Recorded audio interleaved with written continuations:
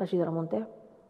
Sí, gràcies. El nostre prec alcaldessa és referent a la zona de baixes emissions, que inclou mesures mediambientals i de foment de la salut pública i reducció dels vehicles més contaminants que compartim, però que té un clar impacte social i concretament respecte a persones i famílies que ja tenen un dia a dia prou complex.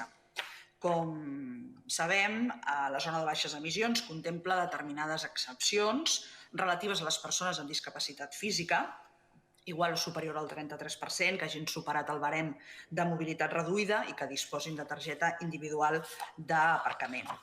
Però les persones amb discapacitat intel·lectual no hi estan incloses. I aquestes persones, tal com ens relaten els seus familiars i cuidadors i també les entitats que la representen, tenen limitacions o dificultats moltes vegades de moviment pel que fa a l'ús del transport públic, per exemple, i això requereix que necessitin l'ús, la utilització del vehicle privat per fer determinats trajectes, per exemple, per anar al metge o per rebre un tractament o una teràpia.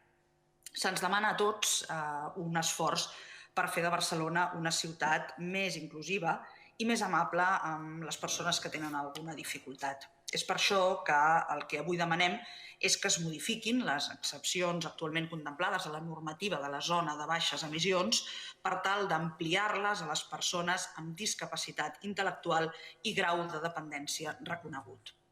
Gràcies. Gràcies, regidora. Doncs, evidentment,